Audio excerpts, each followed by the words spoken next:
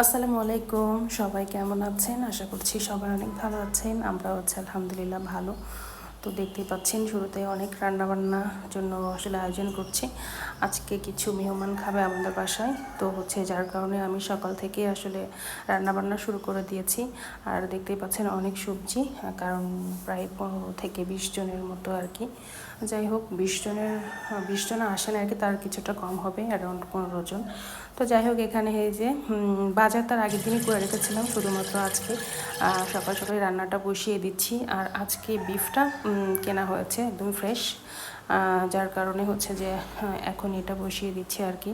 তো যাই হোক, সবজি অলরেডি বসিয়ে দিচ্ছি। আর এখানে যে আমি বিফটা ক্লিন করে তারপরে ধুয়ে এখন কড়াইতে উঠিয়ে নিচ্ছি।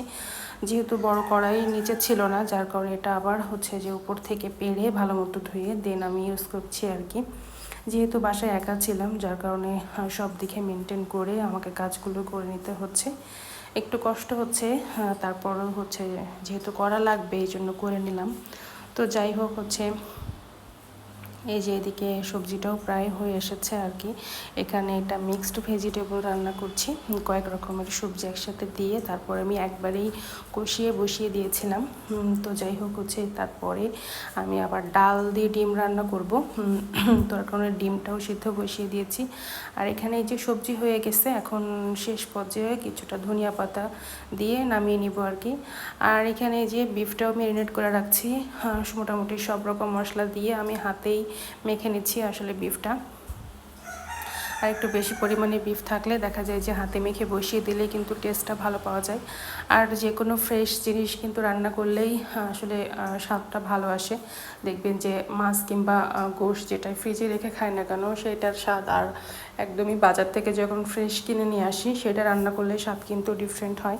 তো যাই হোক, তারপরে আমি রান্নার ফাঁকে ফাঁকে আবার এই যে এদিকে ডাইনিং এরিয়াটাও গুছিয়ে নিলাম মোটামুটি। যেহেতু আমাদের বাসাটা একটু বড়, তো যার কারণে আমাকে একটু গুছিয়ে নিতেও টাইম লেগেছে।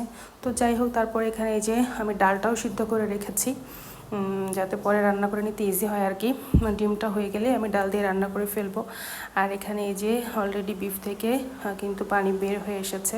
আমি আর এক্সট্রা কোনো পানি এখানে অ্যাড করিনি, এই পানিতেই কিন্তু আসলে একদমই মৃদু আছে আমি রান্না করে নিচ্ছি আর কি।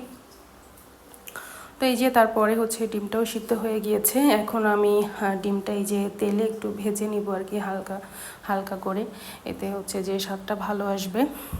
তো যাই হোক, এখানে আমি বেশ কিছু পরিমাণে ডিম নিয়েছি।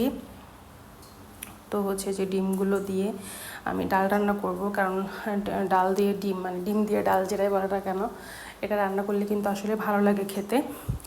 আর ডালের পরিমাণটা যখন একটু বেশি করে রান্না করেন তখন সেই স্বাদটাই বেশি ভালো আসে। যে কোনো রান্নাই দেখবেন যে যখন আপনি পরিমাণ একটু বেশি রান্না করবেন, সেটার স্বাদটা কিন্তু আসলেই ভালো আসে অল্প রান্না করার থেকে। তো যাই হোক, যে এখানে এই যে গোস্তটা প্রায় হয়ে এসেছে আর কি। আমি আর মানে ঝোল দিইনি আর কি, এটাই যে শেষ আর কি, শেষ লুক। তো যাই হোক, ভালো মতো নেড়ে চেড়ে কষিয়ে তারপরে যে এটা আমি রান্না করে নিচ্ছি আর কি। আর ভালো ছিল গোস্তটা, কিন্তু তারপরেও মানে একটু বড় বড় হাড্ডি ছিল আর কি। তো যাই হোক, সব মিলিয়ে রান্নাটা ভালোই মজা হয়েছিল। আমি তো একটু ভয়ে ভয়ে ছিলাম, কারণ সব কিছু একা হাতে করছি, এখন আবার লোকজনও খাবে, খেতে যদি না ভালো হয় তাহলে তো কষ্টটা আসলে বৃথা যাবে। তো যাই হোক, তারপরে আমি এখানে আবার ডাল বসিয়ে দিলাম। তো এই যে মশলাটা মোটামুটি একটু কষিয়ে নেওয়ার পরে তারপরে আমি কিছুটা আলু এরকম চাকচাক করে কেটে ডালের মধ্যে দিয়ে দিলাম আর কি। তো প্রথমে আলুটা একটু কষিয়ে নিচ্ছি, তারপরে আবার পাশে দেখেন কত বড় একটা পাতিলে ভাত রান্না বসিয়ে দিয়েছি আর কি। তো যাই হোক, এদিকে ডালটাও রান্না হয়ে গিয়েছে আর ভাতটাও প্রায় হয়ে গিয়েছে।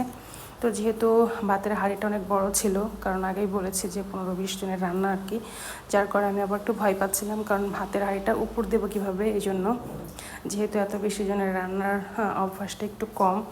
তো যাই হোক, যে সব কিছুই আলহামদুলিল্লাহ ভালোই হয়েছে। সবাই আসলে খেয়ে গিয়েছে, তারপরে আমরা এই যে এখন ফ্যামিলি পার্সনরা খেতে বসেছে আর কি। যাই হোক, সব মিলাই যে আলহামদুলিল্লাহ আজকের দিনটা কেটে গেল। তো আজ আর না, আল্লাহ হাফেজ।